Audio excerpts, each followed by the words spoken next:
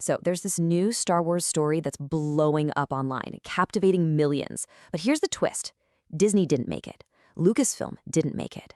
And that, right there, is creating a massive problem for the company that owns that galaxy far, far away. You're seeing this quote on screen? This is cinema. Now, that's not a review for some big Hollywood blockbuster. Nope. That's what people are saying about a new fan-made Luke Skywalker short film. It was created using AI, and it has just been exploding on YouTube. So this thing comes from a YouTube channel called Star Wars Lost Legends. And the praise, it is just overwhelming. You've got tons of fans out there saying its story, its visuals are actually better than anything the official studio has put out in years. Yeah, you heard that right. And this is where it gets really tricky.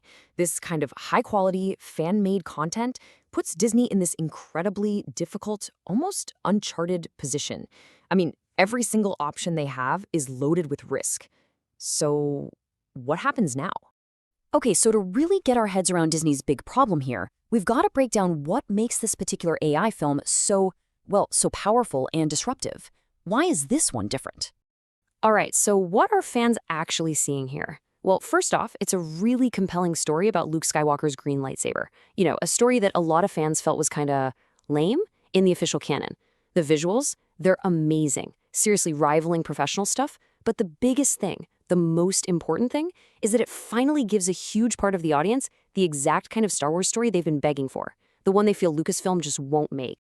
And this, right here, brings us to the heart of the matter. This is the big dilemma. How does a multi-billion-dollar company, a company built on fiercely protecting its characters, react when its own fans start making stuff that doesn't just rival their own work, but in some people's eyes actually surpasses it? Disney is basically caught between a rock and a hard place. They've got two paths, and both are super risky. Path 1, take it down, protect their copyright, maintain control of the brand. Path 2, let it be. Avoid a huge fan backlash, and maybe, just maybe, learn something about what their audience really wants. Either way, the consequences could be huge. All right, so let's look at the first option, the crackdown. Why would they even consider this? Well, this path is pretty much in their DNA.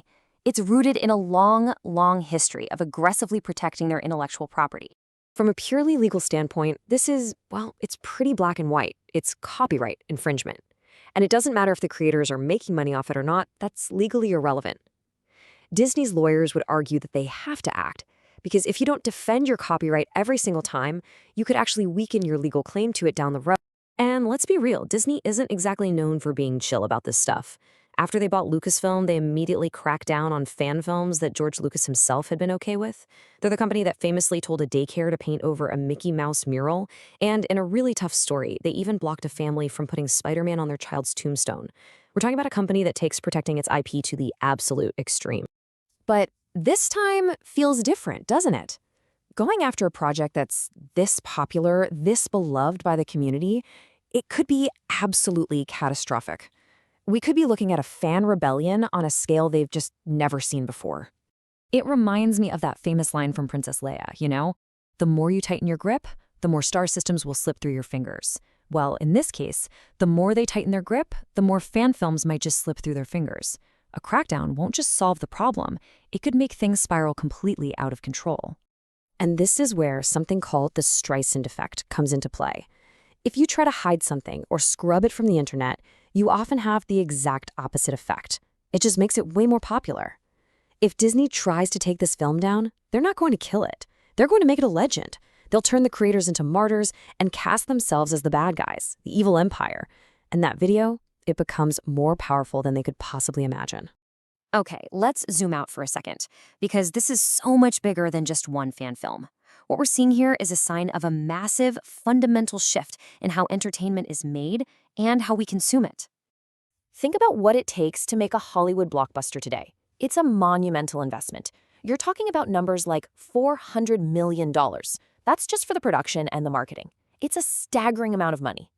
Now, compare that to this. A 7-minute AI short of this quality probably costs less than $1,000. So if you scale that up, a full 90-minute movie could potentially be made for less than $15,000. The difference is just staggering. The economic barrier, that giant wall that kept people from making high-quality movies, it's not just cracking, it's collapsing. And this is what people are calling the democratization of entertainment. It's a fancy term for a simple idea. The tools to build these incredible, visually stunning worlds, they're not just for the giant studios anymore. They're in the hands of everyone. So if a studio isn't making what the audience wants to see, well, the audience can now just go and make it themselves. So at the end of the day, this isn't really just about Star Wars. This raises a fundamental question for every big IP holder out there. Think Marvel, think Harry Potter, all of them. In a world where anyone can be a creator, and a high-quality one at that, what is the role of the studio anymore? How do they adapt when they no longer have a monopoly on telling stories in the very universes they created?